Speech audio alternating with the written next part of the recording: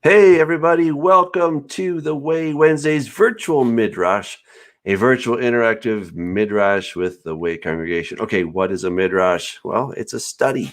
We're studying God's Word. Midrash means to seek. Darash means to seek something out. So a midrash is a study. We're seeking the meaning of the Word. And this is our midweek service, if you will. We don't get together in person. We might change that someday. I don't know. But for now, we're doing it virtually, and it's really great to be with you guys. So we're going to be going through the Torah portion tonight. And look who I have in studio. Well, in his studio. How did Pastor that Gary. happen? I don't know. It's great to see you.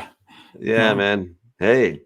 Well, we have the story of Balak and Balaam, or Balaam. Boy, talk about quite the deception. I'll tell you, this Satan is sneaky. He doesn't give up easily, and he finds a way to get in. I kind of think of this as the Trojan horse. You know, according to the myth, you know, the Greeks were trying to take the city of Troy. They couldn't. The walls were impregnable. And then they got this bright idea. Hey, let's give them this Trojan horse thing. And of course, there were guys hiding in the belly of that thing. And when they were not, after they had brought it into their city, that is when they came out and they took the city and opened the gates. And that's how I think it is with Satan, you know, that he really can't touch us. We are untouchable. Can't touch this, right? And this is where God's like, you're not touching my people. There's a wall of fire around us and we're good. But then we're kind of like, hey, come on, open. We open the doors. We're like, come on in. And then we make ourselves vulnerable to his to the wiles of the devil, as it were. There you go. It's like, oh, a gift for me? How thoughtful. Yeah, exactly. Yeah, exactly. Well, hey, let's jump into the word. If you're okay with that, I'd say let's get into it, and we will check out all the cool stuff we got here. So, chapter 22. Then the children of Israel moved and camped in the plains of Moab on the side of the Jordan across from Jericho. Now, Balak, the son of Zippor, saw all that Israel had done to the Amorites, and Moab was exceedingly afraid of the people because they were many, and Moab was sick with dread because of the children of Israel. So Moab said to the elders of Midian, now this company will lick up everything around us as an ox licks up the grass of the field. And Balak the son of Zippor was king of the Moabites at that time. Then he sent messengers to Balaam, the son of Beor at Petor, which is near the river and the land of the sons of his people, to call him, saying, look, people has come from Egypt. See, they cover the face of the earth, and they are settling next to me. Therefore, please come at once. Curse this people for me, for they are too mighty for me. Perhaps I should be able to defeat them and drive them out of the land, for I know that he whom you bless is blessed, and he whom you curse is cursed. So the elders of Moab and the elders of Midian departed with the diviner's fee in their hand, and they came to Balaam and spoke to him the words of Balak. And he said to them, lodge here tonight, and I will bring back word to you as the Lord speaks to me. So the princes of Moab stayed with Balaam. Then God came to Balaam and said, who are these men with you?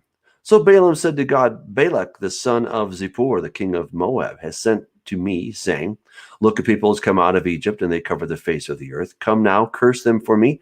Perhaps I should be able to overpower them and drive them out. And God said to Balaam, you shall not go with them. You shall not curse the people, for they are blessed.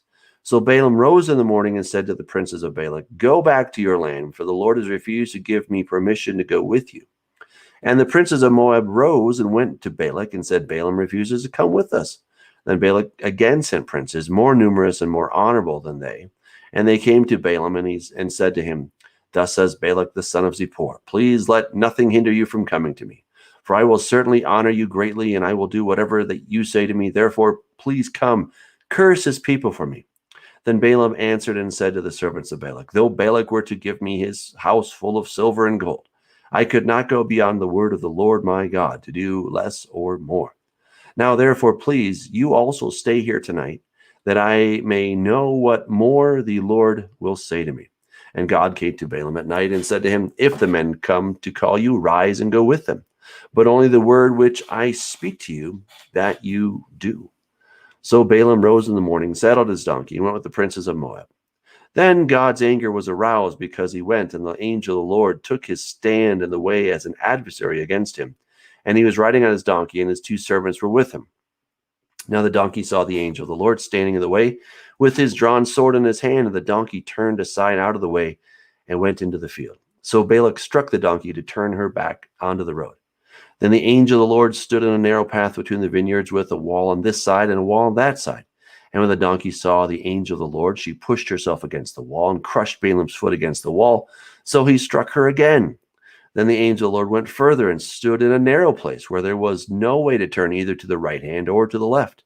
And when the donkey saw the angel of the Lord, she lay down under Balaam. So Balaam's anger was aroused, and he struck the donkey with his staff. Then the Lord opened the mouth of the donkey, and she said to Balaam, "What have I done to you that you have struck me these 3 times?" And Balaam said to the donkey, "Because you have abused me. I wish there were a sword in my hand, for now I would kill you." So the donkey said to Balaam, "Am I not your donkey on which you have ridden ever since I became yours to this day? Was I ever disposed to do this to you?" And he said, "No." Then the Lord opened Balaam's eyes, and he saw the angel of the Lord standing in the way with his drawn sword in his hand, and he bowed his head and fell flat on his face. And the angel of the Lord said to him, "Why have you struck your donkey these 3 times? Behold, I have come out to stand against you, because your way is perverse before me. The donkey saw me and turned aside from me these 3 times. If she had not turned aside from me, surely I would also have killed you by now and let her live." And Balaam said to the angel of the Lord, "I have sinned, for I did not know you stood in the way against me. Now therefore, if it displeases you, I will turn back." Then the angel of the Lord said to Balaam, "Go with the men, but only the word that I speak to you, that you shall speak." So Balaam went with the princes of Balak. Now when Balak heard that Balaam was coming, he went out to meet him at the city of Moab, which is on the border at the Arnon, the boundary of the territory. Then Balak said to Balaam, "Did I not earnestly send to you, calling for you? Why did you not come to me? Am I not able to honor you?" And Balaam said to Balak, "Look, I have come to you. Now have I any power at all to say anything? The word that God puts in my mouth, that I must speak." So Balaam went to Balak, and they came to Kiryat Huzot. Then Balak offered oxen and sheep, and he sent some to Balaam and to the princes who were with him. So it was the next day that Balak took Balaam and brought him up to the high places of Baal, that from there he might observe the extent of the people. Wow. I tell you, what a chapter. What a chapter. There's some great stuff in there. You really is, yeah. Oh, man. So we got a prophet who purports to serve the God of Abraham, Isaac, and Jacob. We have a talking donkey. We have a king who wants to curse some people. I mean, you've got some real character descriptions going on here. Jeez, sounds like people I've known in my past. It's really interesting. I mean, you've got to feel for a little bit for the king of Moab. Just in the preceding chapters, we saw the children of Israel defeat Sihon and Og in the land of Bashan, and as in these last years or months before entering into the land, they've been sort of positioning themselves along the eastern border of Israel and becoming quite a force. And so the king of Moab, or Balak, is rightly concerned.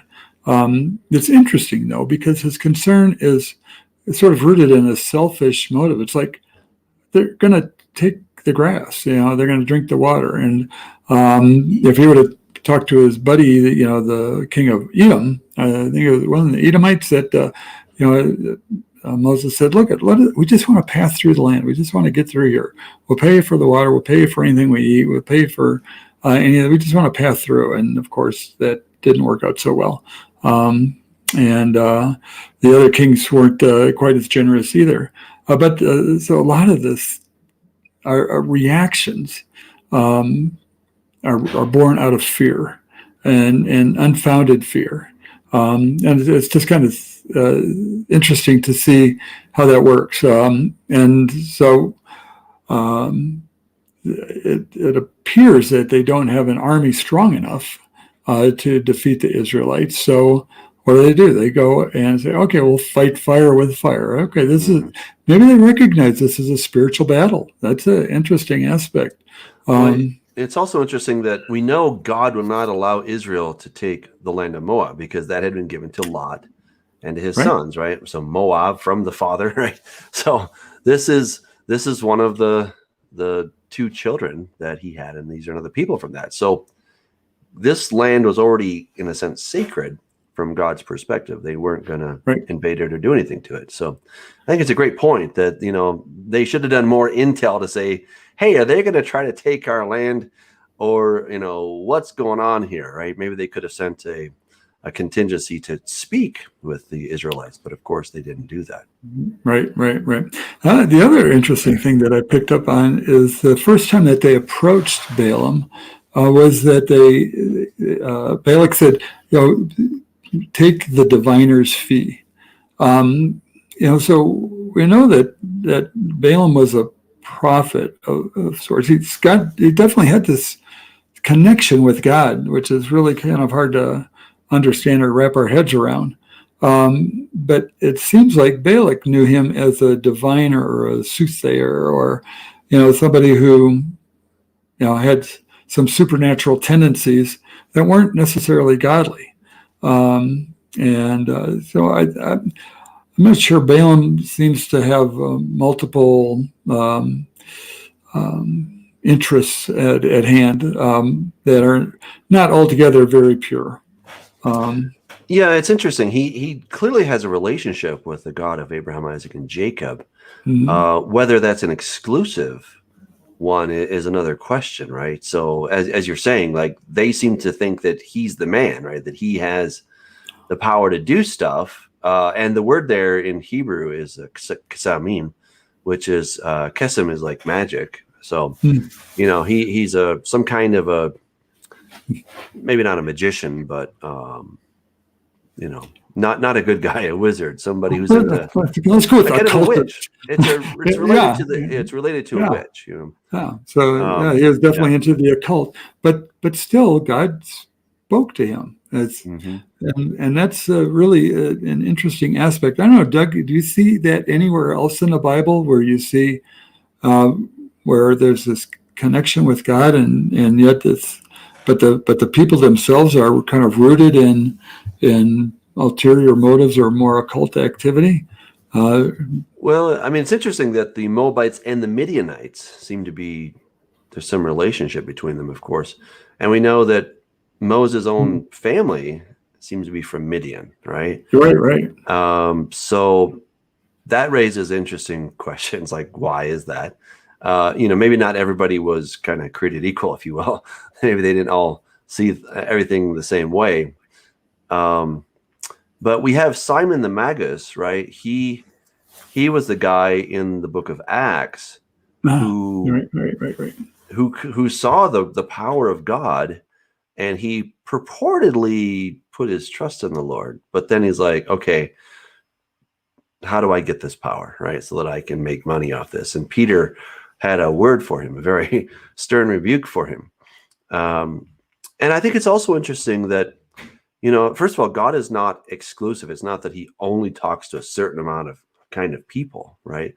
I think that is very, very important, because we can get into this mindset that God has only ever talked to the Israelites, or he's only ever talked to Christians, or, but that's not the case. God has a witness all over. I mean, there's all kinds of reports, testimonies of Muslims who are coming to faith because they're having an encounter with Jesus.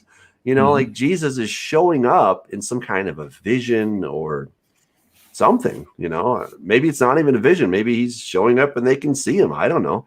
But these are the reports that we're getting, and many Muslims are coming to faith in Jesus. Amen. So and it's interesting. I read a book on my bookshelf. I think it's this one, Peace Child by Don Richardson. It was, if I'm remembering the right story, I hope so. But basically, people have they like this tribe. I forget where they're in some primitive jungle, but they knew about the one true God, but they had kind of collectively forgotten him. I mean, they still knew about him, but they figured he was mad at them or something, and so they were forced to deal with these lesser gods, much lesser gods, demons, if you will. Right? They understood that these other entities were very powerful compared to humans, but they were not the real guy. Okay. And so they were always trying to strike a bargain with these other lesser deities. And that seems to be a lot of the sense in the occult pagan world, right? Like we know that there's a real God out there. We get that, but he's sort of distant. He's, he's not talking to us for whatever reason. And now we're having to talk to these other gods, which is so interesting. And I'm not trying to plug my own book here, but hey, but I did the research. What can I do? But in Corrupting the Image Volume 2, I really get into this really fascinating research of where Enlil, aka Satan, but Enlil in the ancient world, he was the one who claimed to have the Tablet of Destinies. And whoever held the Tablet of Destinies held the rights over mankind and could decree fates.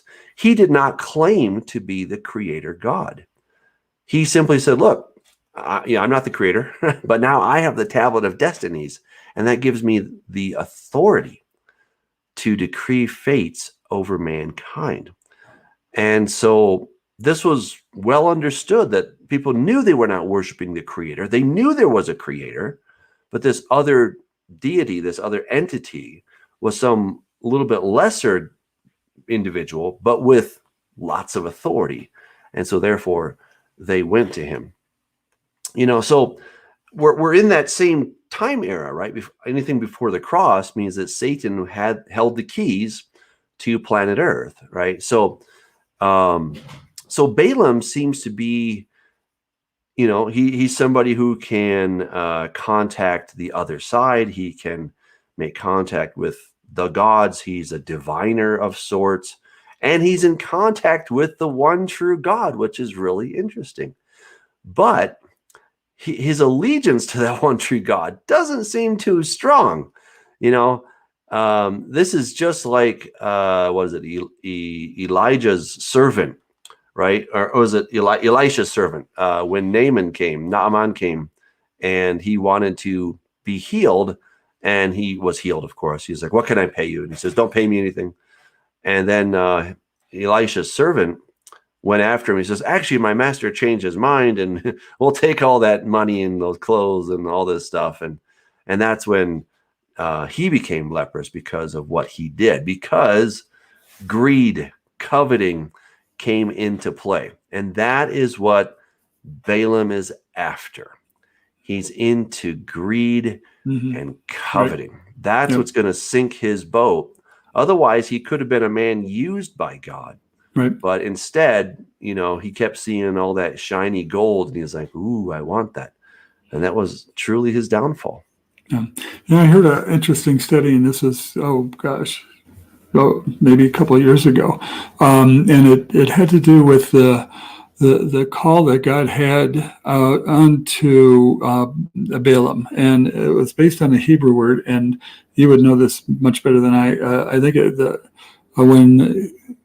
when God called it out to Balaam, it was Vayacher or Vayacher, in contrast to Vayachra, which is when he called, like Moses, at the burning bush and things like that. And it is more a sense of happenstance, or this just happened to be an occasion, as opposed to like a true calling. And so Balaam was kind of available to listen when, as opposed to being a dedicated listener. And it's based on the Hebrew word study between kind of the way that God called Moses and the call that Balaam received. And again, I don't know enough Hebrew to really recognize that, but I was just peeking at the Hebrew, and I didn't see anything out of the ordinary. Okay.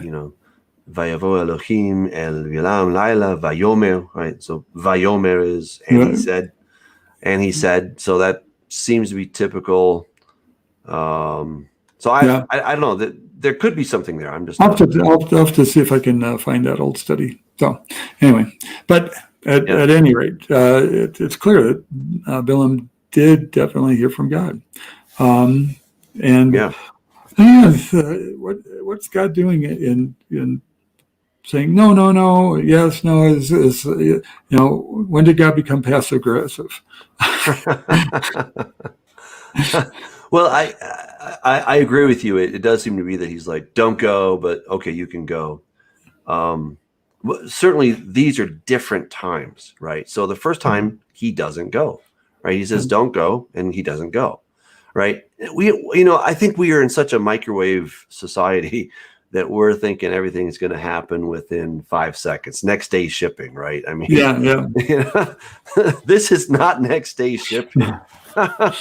Not at all. I mean, the whole retinue comes, they spend the night. He gets this word in the morning. He says, sorry, boys, I can't go. Yeah. They go back. All right. I mean, even if it's 20 or 30 miles, that's at least 1 day trip. Right. Yeah. And who knows? I don't know exactly how far it was. Right. But it seems to be some distance. Mm-hmm. And so this could have been, maybe 2 days trip, 3 days trip. It's hard to say. But it was a pretty considerable distance that, there and back again were clearly two separate events. So then, then they come back with this new retinue with people who are more noble. Really, now you got the fancy people showing up. Oh, come, Balaam. Really, we need you, right? And so then God says, okay, go. But only speak what I tell you to speak, right? So he tells him to go, but then now we got this angel in the path, right? Yeah, right. And that seems to be the passive aggressivity, right? But I think in God's defense, what he's getting at here is that there's something in Balaam's heart, and that's going to be really fleshed out throughout the entire Bible, which is crazy, because when we get to the book of Revelation, who does Jesus talk about? Right. Balaam, right? I mean, he's still ticked off about this thing, right? Yeah. He still has a score to settle with Balaam, because Balaam is just this evil, he's this incredibly evil person that Scripture talks about, that he did some really bad things, right? So look, he says, I know your works, where you dwell, Satan's throne is there, etc. But I have a few things against you, because you have those who hold the doctrine of Balaam, who taught Balak to put a stumbling block before the children of Israel, to eat things sacrificed to idols, and to commit sexual immorality. Now, this isn't the only time that this is spoken of. If let's see here, 2:20, just to save time here, right? So again, now you have this Jezebel, right? She's doing things. And she does the same kinds of things, right, that Balaam was doing. I mean, God is still pretty upset about this whole thing. And here again, it's in my new book, right? But it's in the book because this is such a significant device that Satan used. This is the woman that rides the beast. I'm kind of getting ahead of here, but of course, what's going to happen is that he can't curse them, and then he's going to send in the young ladies to seduce the Israelites. Sure. And that's what we were talking about before, right? So we're going to see that he's not able to curse them because they're blessed. And I think that's awesome, right? They are blessed. And the same thing is true in our lives. When we are in Christ, we're in Yeshua, we are blessed. That's not a maybe, a hopeful, could be, who knows, but it's an absolute fact. We are blessed. As long as we stay in that blessing and we don't go opening the doors, right? But if we open those doors and we let the Trojan horse in, now we find ourselves cursed. And that is the big problem, is that we invite the curses into our lives, or we allow them, or we just passively say whatever, and we fall over and things happen. But we're still responsible for letting those curses into our lives. And sometimes it's not just me, it's not just you, but it's we as a society, and then we all reap the negative rewards of that. Exactly. Yeah. Which is a great reason to always remain in fellowship, to stick close to one another, to that it's strength in numbers, and being under good leadership, under good authority, and walking the right path. You brought the passage in Revelation. I know we're beating this first chapter to death. We're not going to get through the portion. We're going to lose traction here. But I noticed that Peter and Jude also bring out the sin of Balaam, but they clump it together with Cain and Korach as well, which seem to be different sins. And it just occurred to me that would be an interesting study to look at, those three characters and kind of what they and the legacy that carried their name through the scriptures in terms of things to be on the lookout for, because obviously these were grievous errors, grievous sins that occurred that were deeply rooted within the scriptures, to carry forward, like you say, all the way through to the book of Revelation. Mm-hmm. Yeah, and definitely good call on this one. So, and notice what he says here in 2 Peter 2. He's talking about these people who are like natural brutes, their spots and blemishes, causing their own deceptions while they feast with you, having eyes full of adultery, and cannot cease from sin, enticing unstable souls. They have a heart trained in covetous practices and are cursed children.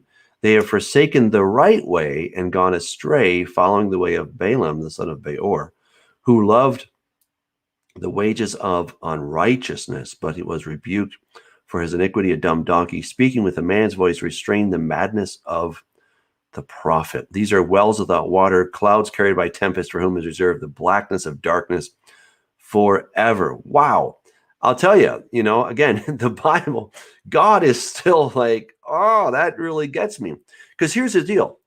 Balaam had a relationship, maybe not the best, but he had a relationship with the God of Abraham, Isaac, and Jacob. And he was in the know, right? He was getting these communiques with God. And he had such an incredible opportunity, but because of his greed, his coveting, he decided to throw all that away. And he really became a traitor. And that is, I think, really brings us up to the whole part of the donkey, right? Because here he's going along. God's like, okay, go ahead. Speak only what I tell you. But God can see in his heart. And he knows what's in the heart of the prophet. The heart of the prophet is, yeah, I'm going to go make this money. But why? Because he's going to go and curse them. At least he thinks he's going to try. And so, the angel of the Lord, who is standing there to oppose him, the word there is le Satan. He's sataning him, right? He's the adversary to him,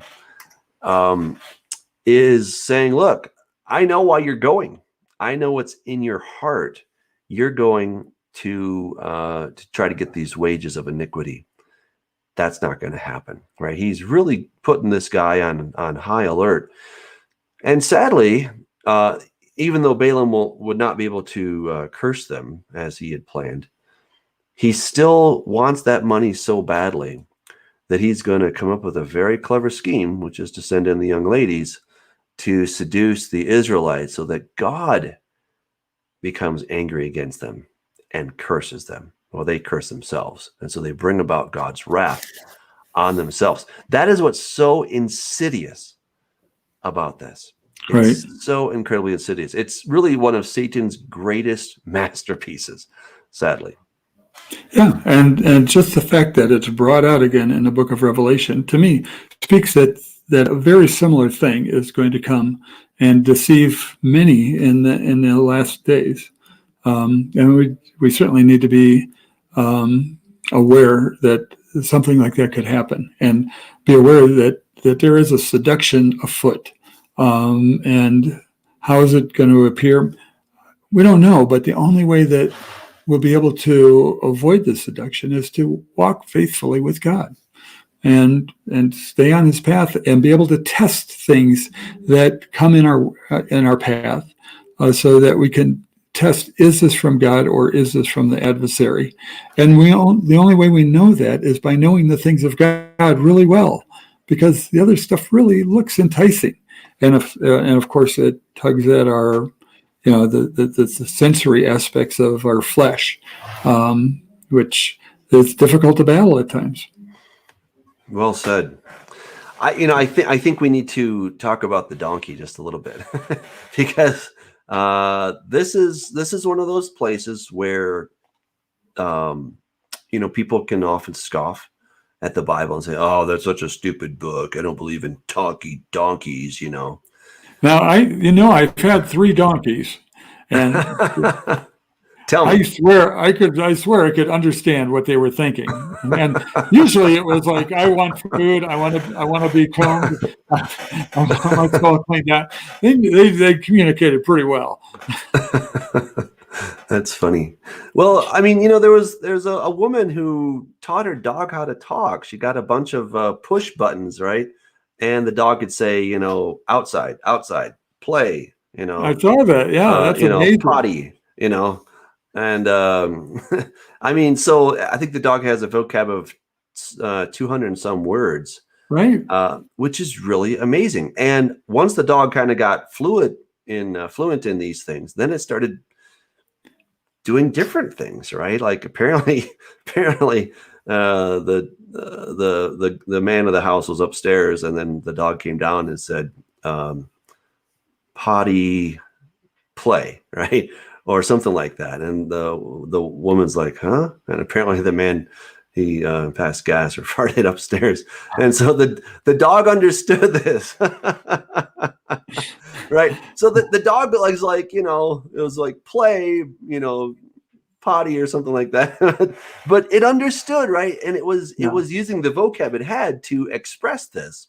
Yeah. And, so we had a mini farm when I was a kid. We had a number of horses, we had chickens, we had goats, we had pigs back then. That's before I knew any better. We had a dog and a cat, and I really got to know those animals. And now the chickens weren't too smart, which is probably a good thing because we ate them. But the goats are pretty smart. The dog was very smart. The cat was so smart that it didn't want to talk to me. And the horses were very, very smart. And they would talk to each other. Right? They would whinny to each other when one was going away. And you didn't have to be a scientist to figure this out. What he's saying is, "I miss you, come back. Where are you? I need you in my life." Right.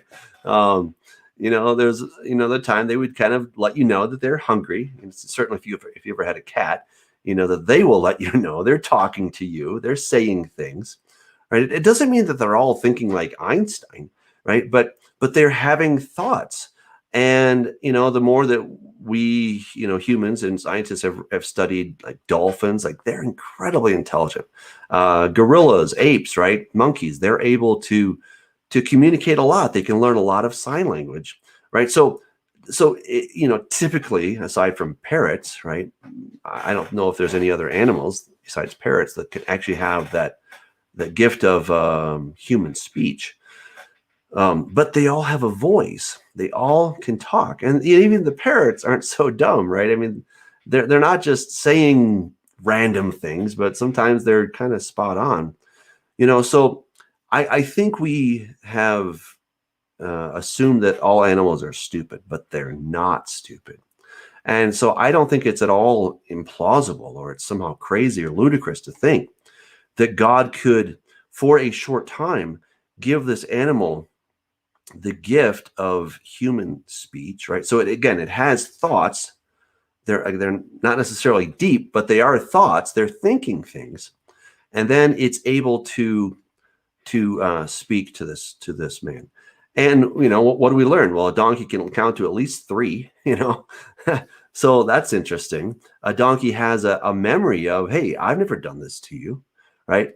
And, I remember just owning a dog. Like the dog really sensed when I was there, when it was time to play, when, and again, if you've ever had an animal, you get this, that they have thoughts, they have memories, and they're able to communicate those things. They just can't use the human faculty of speech. So I think it's very interesting. So you're muted there, brother. No, sorry about that. Yeah, our donkeys were just fabulous. We really enjoyed having them. They were great companions and very friendly. Not stubborn, smart. I'm gonna think about this before I do it. It's like, there are a lot of life lessons that we learn from donkeys. If we thought about half the stuff we do, we wouldn't do it. And donkeys kind of got that part figured out. They're like, no. Yeah. Basically, yeah. It's not that I'm a dumb donkey. It's just I don't want to do that because I know what you're asking me to do. That's funny. That's funny. All right. Well, chapter 23. Then Balaam said to Balak, build 7 altars for me here and prepare for me here 7 bulls and 7 rams. And Balak did just as Balaam had spoken. And Balak and Balaam offered a bull and a ram on each altar. Then Balaam said to Balak, stand by your burnt offering and I will go. Perhaps the Lord will come to meet me. And whatever he shows me, I will tell you. So he went to a desolate height. And God met Balaam. And he said to him, I have prepared the 7 altars, and I have offered on each altar a bull and a ram. Then the Lord put a word in Balaam's mouth and said, return to Balak, and thus you shall speak. So he returned to him, and there he was, standing by his burnt offering, he and all the princes of Moab. And he took up his oracle and said, Balak the king of Moab has brought me from Aram, from the mountains of the east. Come, curse Jacob for me, and come, denounce Israel. How shall I curse whom God has not cursed? How shall I denounce whom the Lord has not denounced? For from the tops of the rocks I see him, and from the hills I behold him. There a people dwelling alone, not reckoning itself among the nations. Who can count the dust of Jacob, or number 1/4 of Israel? Let me die the death of the righteous, and let my end be like his. Then Balak said to Balaam, what have you done to me? I took you to curse my enemies, and look, you've blessed them bountifully. So he answered and said, must I not take heed to speak what the Lord has put in my mouth? Then Balak said to him, please come with me to another place from which you may see them. You shall see only the outer part of them, and you shall not see them all. Curse them for me from there. And so he brought him to the field of Zophim, to the top of Pisgah, and built 7 altars and offered a bull and a ram on each altar. And he said to Balak, stand here by your burnt offering while I meet the Lord over there. Then the Lord met Balaam and put a word in his mouth and said, go back to Balak, and thus he shall speak. So he came to him, and there he was, standing by his burnt offering. And the princes of Moab were with him, and Balak said to him, what has the Lord spoken? Then he took up his oracle and said, rise up, Balak, and hear. Listen to me, son of Zippor. God is not a man that he should lie, nor a son of man that he should repent. Has he said, and will he not do so? Or has he spoken, and will he not make it good? Behold, I have received a command to bless. He has blessed, and I cannot reverse it. He has not observed iniquity in Jacob, nor has he seen wickedness in Israel. The Lord his God is with him, and the shout of a king is among them. God brings them out of Egypt. He has strength like a wild ox. For there is no sorcery against Jacob, nor any divination against Israel. It now must be said of Jacob and of Israel, oh, what God has done. Look, a people rises like a lioness and lifts itself up like a lion. It shall not lie down until it devours the prey and drinks the blood of the slain. Then Balak said to Balaam, neither curse them at all, nor bless them at all. So Balaam answered and said to Balak, did I not tell you, saying, all that the Lord speaks, that I must do? Then Balak said to Balaam, please come, I will take you to another place. Perhaps it will please God that you may curse them for me from there. So Balak took Balaam to the top of Peor that overlooks the wasteland. Then Balaam said to Balak, build for me here 7 altars, and prepare for me here 7 bulls and 7 rams. And Balak did as Balaam had said, and offered a bull and a ram on every altar. I'm going to keep going because it seems like a crazy place to stop. Now, when Balaam saw that it pleased the Lord to bless Israel, he did not go as at other times to seek to use sorcery, but he set his face toward the wilderness. And Balaam raised his eyes and saw Israel encamped according to their tribes, and the Spirit of God came upon him. Then he took up his oracle and said, the utterance of Balaam the son of Beor, the utterance of the man whose eyes are opened, the utterance of him who hears the words of God, who sees the vision of the Almighty, who falls down with eyes wide open. How lovely are your tents, O Jacob, your dwellings, O Israel, like valleys that stretch out, like gardens by the riverside, like aloes planted by the Lord, like cedars beside the waters. He shall pour water from his buckets, and his seed shall be in many waters. His king shall be higher than Agag, and his kingdom shall be exalted. God brings him out of Egypt. He has strength like a wild ox. He shall consume the nations, his enemies. He shall break their bones and pierce them with his arrows. His bows, he bows down, he lies down as a lion. And as a lion, who shall rouse him? Blessed is he who blesses you, and cursed is he who curses you. Then Balak's anger was aroused against Balaam, and he struck his hands together. And Balak said to Balaam, I called you to curse my enemies, and look, you have bountifully blessed them these 3 times. Now therefore flee to your place. I said I would greatly honor you, but in fact the Lord has kept you back from honor. So Balaam said to Balak, did I not also speak to your messengers, whom you sent to me, saying, if Balak were to give me his house full of gold, silver and gold, I could not go beyond the word of the Lord to do good or bad of my own will. What the Lord says, that I must speak. And now indeed I am going to my people. Come, I will advise you what this people will do to your people in the latter days. So he took up his oracle and said, the utterance of Balaam the son of Beor, and the utterance of the man whose eyes are opened, the utterance of him who hears the words of God and has the knowledge of the Most High, who sees the vision of the Almighty, who falls down with eyes wide open. I see him, but not now. I behold him, but not near. A star shall come out of Jacob, a scepter shall rise out of Israel, and batter the brow of Moab, and destroy all the sons of tumult. And Edom shall be a possession. Seir also, his enemies, shall be a possession, while Israel does valiantly. Out of Jacob one shall have dominion to destroy the remains of the city. Then he looked on Amalek, and he took up his oracle and said, Amalek was first among the nations, but shall be last until he perishes. Then he looked on the Kenites, and he took up his oracle and said, firm is your dwelling place, and your nest is set in the rock. Nevertheless, Cain shall be burned. How long until Ashur carries you away captive? And then he took up his oracle and said, alas, who shall live when God does this? But ships come from the coasts of Cyprus, and they shall afflict Ashur and afflict Eber, and so shall Amalek until he perishes. So Balaam rose and departed and returned to his place. Balak also went his way. Oh boy. Now I don't know who's the sucker here. I think Balak is kind of the sucker. He's like, oh, I'm sure you'll bless him somehow, some way. That's called wishful thinking, and it just didn't happen. I mean, at least Balaam gave a disclaimer. He's like, look, I can only say what God tells me to say. Right. You know, so Balak kept hoping, you know, just maybe you'll find a curse in there somewhere. But of course, he didn't. Well, and I think it's interesting. The one thing that was brought out is that before the third blessing, Balak kind of said, I'm not going to come at this with sorcery. So like he was using sorcery before, but only a blessing would come out. And he realized, look at my sorcery is not working. So, you know, it kind of goes back to what his heart's intent was. It's like, okay, I can only do what God's going to tell me to do. But really my heart is to curse these people, or my heart is to try to use divination or sorcery to try to somehow fulfill what Balak wants me to do. And it's interesting where he says, you know, there is no sorcery or divination against Israel. And to me, that just speaks of classic spiritual warfare. You know, with the darts of the enemy. You know, if we have the full armor of God on, there is no sorcery against us. There is no divination. It's when we, you know, sort of let loose of our armor, put our shield down, or we, you know, take off the armor for a while. You know, my wife, one of her favorite sayings is, and for those of you who don't know, they're online, that she setting up the safety team of at the Way, and she would say, you know, don't put on your full armor. Don't ever take it off. Yeah, put it on and don't ever take it off.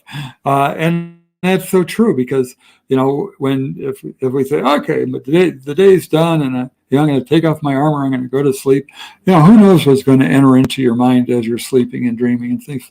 Always, encompass yourself with the Word of God, with the equipment that He gave us to walk according to His path, to stay in tune with Him, to be a true follower of Yeshua, to follow after His ways, and the way to keep the wiles of the enemy at bay, to keep the sorcery and divination of even the prophets that are like connected to God somehow, but still have ulterior motives, is to have this armor on all the time, to always be equipped, to understand that there are rulers and powers and principalities that are very powerful and can come against us at any time as soon as we let our defenses down. So don't ever let our defenses down.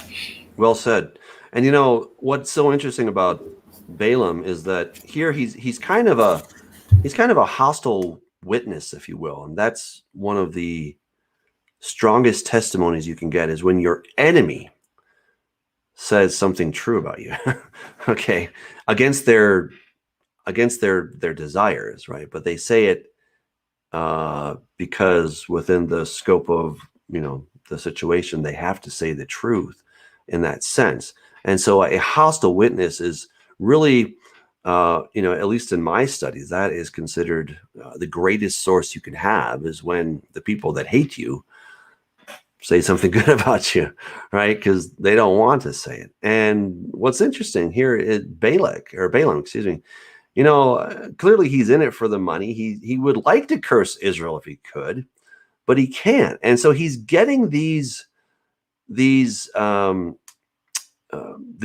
oracles from the Lord. I mean, it doesn't seem to be like it's a thing as so much as he says that he took up his oracle, but I get the sense that it's some kind of a ecstatic event that comes upon him, and where God is now using his mouth, filling him with his spirit in this sense, or over, coming upon him with his spirit. And notice what he says: God is not a man that he should lie, nor a son of man that he should repent. Has he said, and will he not do it? Or has he spoken, and will he not make it good?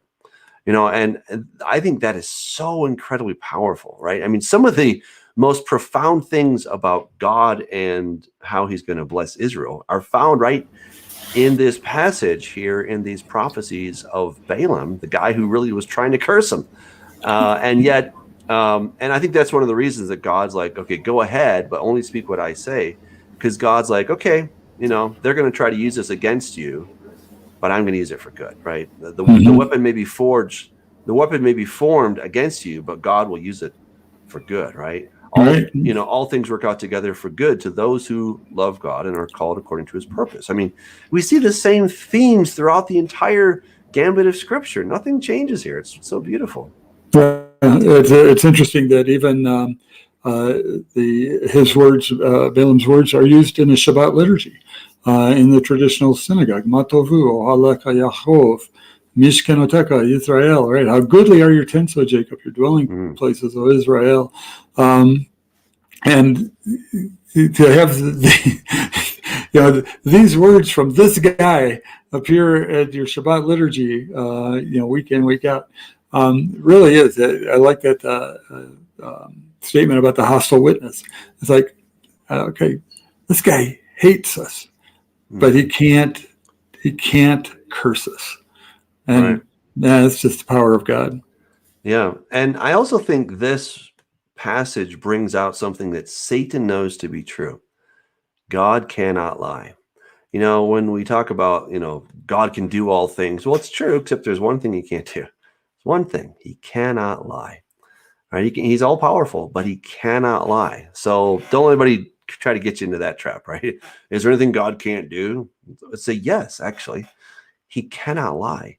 And I'll tell you, Satan is standing on the promises of God.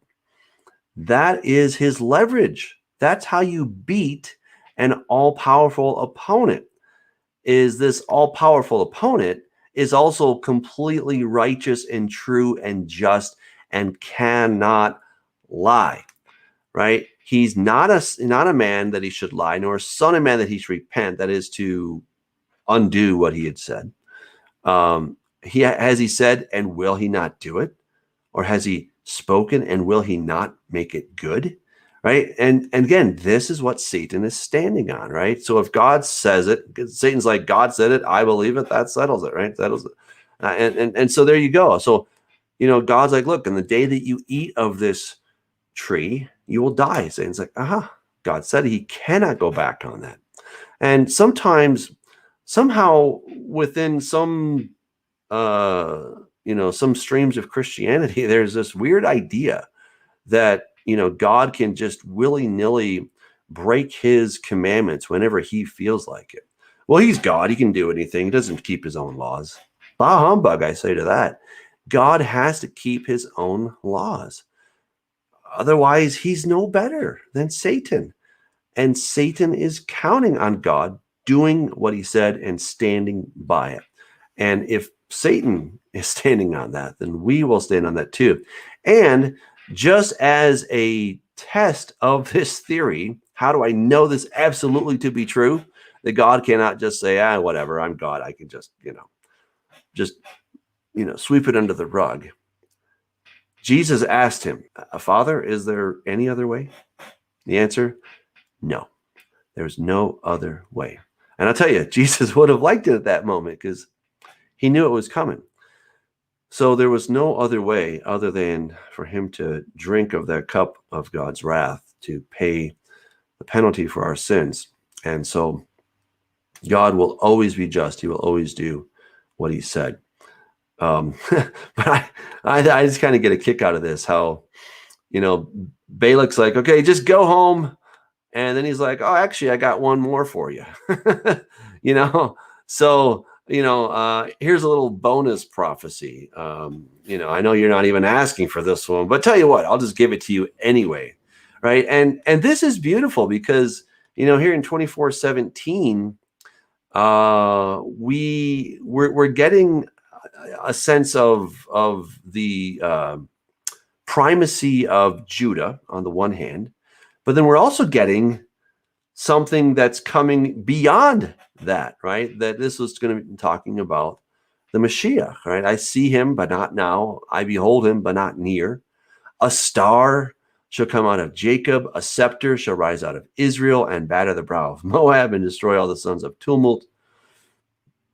I mean, wow, that is that's a pretty amazing passage, and we can compare this with Revelation 1:17 or 1:7, excuse me, right? So the one who's coming on the clouds, he holds the stars in his hand. All these things are talking about this star. Of course, you have the star that was there at Jesus' birth. I mean, that's pretty much a star, right? But it's also interesting because Nimrod, aka Ninurta, also fancied himself to be a star. And of course he wasn't, but that was one of his things. His star is Sirius, the dog star. Also part of Orion's belt. So, the enemy is promoting himself as a star. And now here Balaam is saying there's a star that's going to come out of Jacob. That is very significant because there was already a star in the world who fancied himself as that and touted himself as being this amazing thing. And yet, here we have something. And let me hasten to just add one more thing, Gary. There's a lot of misunderstanding about the Star of David. It's really unfortunate that so many people, even within the Hebrew roots movement, Torah keepers, whatever flavor people want to call themselves, but there's this idea that the six-pointed star, the Star of David, the Magen David, that somehow that is the Star of Remphan, right? So if you read in Acts chapter 7, where Stephen is giving an account of what happened, And he says, there you took up the star of your God, Remphan. Okay. Well, this is coming to us from Amos 5:26. And I know we're just about out of time, but I just want to take a moment because I really think this is a really important thing here. No, please do, and because that was one part of your book that I was just fascinated with. You have great illustrations. I mean, this is found in archaeology as well. So, please continue. Thank you. Yeah. So in Amos 5:26, here he's talking. He says, "You also carried Sikut, your king, and Hiyun, your idols, a star of your gods, which you made for yourselves." Right. So in Acts 7:43, it says, "You also took up the tabernacle of Moloch and the star of your god, Remphan." All right. So I talk about this in the book, and I won't go into all the nitty gritty details, but basically, Sikut is Shukudu. Shukudu is another name. It means arrow, and it's the symbol of Ninurta. Okay. So again, Ninurta is Nimrod. Ninurta is the god of the earth. Okay, or at least the one who fancies himself to be the Lord of the earth. All right. So, and he's also known as Moloch and all these other guys. Okay. He's the god of death. That's what he is. So his symbol is the arrow, but the arrow is in itself also a kind of a circumlocution, or it's another way of saying the dog star Sirius. Right. So all of these things take us back. So that's why it's talking about the star of your God as Sikut. It's talking about Ninurta. If you want all the details, you get in my book, and I give you all the chapter verse and all the scholar literature that talks about that. But first of all, that star, we know what it looks like. It is an 8-pointed star, 8-pointed, not 6. It's 8-pointed star. And that, I think, is absolutely huge to understand that the 6-pointed star, the Magen David, is not the 8-pointed star of Ninurta. And insofar as this understanding of Remphan, that's really an unfortunate transliteration. If you take the word Hiyun and looking at it and actually misjudging, you could see how the letter Kaf could be taken as the letter Resh if you're not careful with how it was written down, and so on and so forth. And so it becomes Remphan when it really should be Hiyun.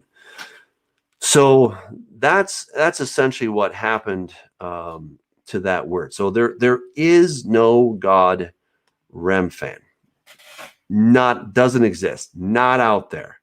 That is really a scribal error of the copyists, who were probably the ones who were writing down the Greek. They got that mixed up, or it could have been that it was Remphan in the mouth of Stephen, but it had come to him already mixed up from this god Hiyun. And I could see how that could happen. But again, that was just a scribal error. Okay, so maybe Stephen did say Remphan, but that was because he had bad data, because it's actually the god Hiyun. Anyway, be that as it may, this god that we're talking about is Ninurta. Ninurta was the son of Enlil, who is Satan, and it takes us back to this relationship between Satan and Nimrod in the book of Genesis. Okay, so all that, I just wanted to get back to this. A star will arise out of Jacob, right? A star, right? Yes, it very much may well be the nativity star. That very well could be it. But the Star of David is a beautiful representation of what we see in Numbers 24. The star that will arise, that is a symbol of Messiah. So this whole idea that we need to put this away is it's really unfortunate. And I hope that we can get past this. I hope people will listen to some of the research and they'll take it seriously and understand that it has nothing to do with the Star of David. The Star of Remphan or the Star of Sikut is a totally different issue than what we find here. Yeah, it's easy to get confused on a lot of these things if we, tune into our favorite internet teacher or some esoteric text that is just not well founded. And unless you do the research, unless you really crack open the books, it's easy to follow the wrong path. So applaud you for all the research. I know you probably got this number off the top of it. How many scriptural references do you have in that book? Like 250, something like that. I have huge. 500 footnotes. Yeah. Oh my Almost gosh. 500. Okay. Okay. 455 footnotes. Yeah. Now, scripture references, I don't know. I don't know. I got probably close to 1,000, but I don't know. Yeah. So one thing I know about working with you for the past almost 5 years now is that you do your research. I try. Yeah. I just see that Christine Schroffnagel has a question. She says, how did the Star of David come to be? I literally just searched that the other day, still researching. Thank you for all you do. Well, so, we're not absolutely sure how that came to be. One thought is that if you put the dalet together, that may be one way. Two, like a dalet on a dalet, and then you would have the Star of David. That's one possibility. It's just two triangles that are put together. So, if you go back to the so-called Paleo-Hebrew, and then you'd put these two symbols together, a dalet and a dalet, then you could potentially have what would look like a Star of David. But it's not even it's not even necessarily a star. Okay, the Mogen David or Magen David in better Hebrew pronunciation, in my opinion, and Sephardic pronunciation. It means the shield of David. So when you think of a shield, shields are often circular. Then they changed over the time, over the ages. So I don't even think that it would be so crazy to see something that had 6 points on it as a shield. Okay, as an actual shield, depending on how they made this. Maybe they took some particular materials and they were triangular shape and they put them on, overlaid it, and then you have this kind of, this Magen David, the Star of David. So the Star of David is something that exists in English. It's not even in Hebrew, right? It's really the shield of David. So, we're not exactly sure where it came from, but I can tell you where it didn't come from. It most certainly did not come from Sikut or from the Star of Remphan. That is completely, it's just anti-Semitism. I don't know how else to put that nicely. It's a terrible idea of what people came up with. So, yeah. What do you think, Gary? We got one more chapter. We can. Let's not stop now. I know we're a little bit over time. People hang in there with us, and there you go. Yeah, let's do it. I think we only have to go to verse 8 if memory serves me. All right. Now Israel remained in Acacia Grove, and the people began to commit harlotry with the women of Moab. Oh, we should have stopped. No, we should have stopped back. Oh. No, I'm just kidding. Oh. I just hate to see it. I was like, oh, here we have this great blessing, and now 25-1. It's like, oh man. That's right, yeah. We should have stopped while we were ahead. I know. They invited the people to the sacrifices of their gods, and the people ate and bowed down to their gods. So Israel was joined to Baal of Peor, and the anger of the Lord was aroused against Israel. Then the Lord said to Moses, take all the leaders of the people and hang the offenders before the Lord out in the sun, that the fierce anger of the Lord may turn away from Israel. So Moses said to the judges of Israel, every one of you kill his men who were joined to Baal of Peor. And indeed, one of the children of Israel came and presented to his brethren a Midianite woman in the sight of Moses and in the sight of all the congregation of the children of Israel, who were weeping at the door of the tabernacle of meeting. Now when Phinehas, the son of Eleazar, the son of Aaron, the priest, saw it, he rose from among the congregation and took a javelin in his hand and went after the man of Israel into the tent and thrust both of them through the man of Israel and the woman through her body. So the plague was stopped among the children of Israel. And those who died in the plague were 24,000. Oh man. If they had only gone into the promised land when they had the chance, God took them right up to the door, and they're like, I don't think we're going to do that. Right. I mean, you think about the times where God's like, just follow me and you won't experience these things. And because of, one sin upon another, and another, now they're experiencing these things, and they could have all been avoided. That, I think, is what is so sad. Yeah. And what strikes me here is the audacity of bringing sin into the camp. It's not even taking it on the periphery. It's not doing it in the dark. It's not going, in the back alleyways and kind of doing your stuff in secret, which of course is a fallacy anyway. But the audacity of bringing it in the camp, in front of everybody. And that sadly happens so often today, where people are just, they just bring their sin and think it's fine and bring it into the church, bring it into the synagogue, whatever. And then but to counter that, then the audacity of Phineas to say, I'm not putting up for this. This is not a line in the sand. This is a javelin through you sinners. And the courage it takes to step up and call somebody out on their sin, and the effect that it has on everybody around, not just in stopping the plague, but in terms of saying, we are a light unto the nations. This is not acceptable behavior. And it's not okay to fudge a little here and fudge a little there, and to begin to let these things creep into our midst. But it takes a strong leader to be able to step up and do that. Phineas, man, I applaud the guy. It was difficult to do, because it goes against everybody. It's like, if I take this step against these people, what are the rest of the people going to think?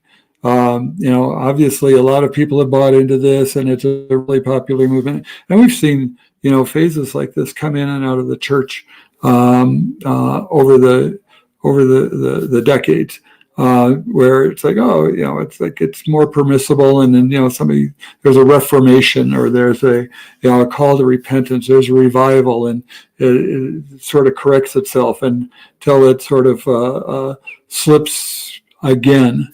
And I think we see a lot of that slippage happening in these days. And it's going to take strong leaders to stand up and say, no, these are not my rules. These are God's rules. And we can't compromise on those. Absolutely. And like you said, Phineas is really held up as a hero. He had a clear directive, right? Go out and kill the men that did this. And here he sees it happening right in their midst, as you were saying. One thing I do believe that is happening in America, we've never been a perfect country by any stretch of the imagination. But in certain areas, especially in, I would say, kind of the woman that rides the beast department, I feel that we are becoming a nation where these things are not just done in those back alleys like you're talking about, which has always happened in the back alley. Let's be really clear about that. Those many unsavory, perverted practices have always happened, but now they're becoming mainstream. Okay. And really that's what these two that were crying in the tent, right? I mean, they were just going for it. Right. And, it might use a euphemism, but just understand that, they were going for it in a very sexual way. And this was happening mainstream, right? Because they're like, oh, whatever, we can just do this in front of everybody. We can do this and there will be no repercussions. And yet there were. And again, this whole saga of Balaam right? And we're not going to really learn the rest of the story till chapters 29 to 30, 31, where it's finished, and then we get the reason, like what happened, what Balaam did. Short answer, he told Balak, here's what you do: get the young ladies to come in and seduce the men, right? So now we're just seeing the effects of it. And as we've talked about during this study, God is still wrathful against that. And I think that it takes us back to the woman that rides the beast, which began at Babel. And God has a vendetta against Babel in the book of Revelation because it has never been fully dealt with. Sometimes there's a Band-Aid put over it. Sometimes, a few branches are pruned off to keep this thing at bay, but the roots are still there, right? The roots are still there, and that is a huge problem for society, for the church at large, etc. Yep, absolutely, and again, the pressures of society to make sin mainstream is never more evident than we see it. I get embarrassed in front of my granddaughter for things that are exposed to her on and TV and entertainment media and billboards and whatever. It's just commonplace, and I fear for what is happening to this nation, and it's not just this nation; it's worldwide. Right. Yeah. Question from Holly Baglio. She says, what do you know about the Messianic seal of the Jerusalem church? May I ask, what are your thoughts about it? Blessings. So, Holly, I've done some research on that, and I've kind of gone back and forth, because when I first discovered it, I'm like, wow, this is really cool. This is the real deal. But the more I studied on it, the more skeptical I became, sadly, because I think it's a really cool symbol. And in case you guys are not aware of it, there's the so-called Messianic seal is where you have a menorah, and then you have the Star of David, and then you have a fish down below. I think it's a really cool symbol. And I wish that it were true, but the research that I have seen really gives me the impression that it may not be authentic. So I'm not 100% sure on that. But I tell you, I can only find one source. And when you can only find one source on something, that's a major red flag. Okay, because if this thing had really been dug up by any remotely credible archaeologist, it would have made the news, right? This would have been in a lot of archaeological finds. And here's the rub. Okay, you have to say, well, maybe they're just against Christians and all this. Maybe they are, and maybe they don't care. Maybe they're like, I don't care. I found this thing. It's cool. Check it out. I want my name in print because you're an archaeologist. That's what you do, right? If you don't, you got to publish or perish, So if you were to make that kind of find, whether you think Jesus is real or Israel is real, Judaism is great or not, they don't care. There's like, I dug this out of the ground. Here's where I found it. Here's my paper that I wrote about it. And that's that. But we don't have any of that kind of information or documentation to go with that symbol. So sadly, that leads me to the conclusion that it's probably not real. It's probably a forgery.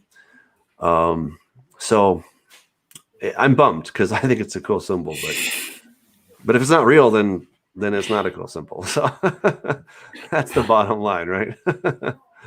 But I think it's still cool when you kind of bring, it's somebody's attempt right. to bring, the symbols of the menorah, obviously a biblical symbol, the star we talked about, and the fish. The fish is a symbol of where's the symbol of the fish come from? I mean, I've heard stories as a Christian symbol. Yeah, well, I think it has to do with the fishermen, right? That I'll make you fishers of men. And then it comes from ichthus, right? So in the Greek, ichthus is Jesu Christu Theos Huios Theos Huios Soter, right? So Jesus Christ, Son of God, Savior, right? So and ichthus means fish, all right? So if you take the acronym of each of those Greek letters, it spells out fish, and then it's Jesus, right? That's Yota, Christos, that's Chi, Theos, Huios, Soter, and that spells out ichthus, right? So, and so then that became a symbol in the early church, but it wasn't the earliest. The earliest, as far as we know, was the anchor. Okay, that Jesus is the anchor of your soul, anchor of your faith and such. So that was probably the earliest symbol that we have. And then the whole fish thing, I think, started sometime in the 2nd century, if memory serves me. So very interesting stuff. Absolutely. Yep. Yeah. Well, very good. Thank you, brother. This was great to be with you. And I think this is a great time to say this will be my last midrash. I'm going to be taking an extended sabbatical. So I have really enjoyed this time. It's been a real pleasure to be able to step through the Torah with you. And for everybody who joins us online and sends in questions and has enjoyed this, it's been a pleasure to be able to voice my thoughts and be able to share in a word if we can. So anyway, I won't say goodbye. I'll say lahitrot, and but you won't be seeing me on the Wednesdays after this episode here. All right. Well, you'll be greatly missed, and thank you for all of your fantastic wisdom, insights, humor, and etc. So it's been fun. It's a pleasure. Absolutely. I'm sure we'll do this again one day. So yeah. All right. Okay. Many blessings. Take care of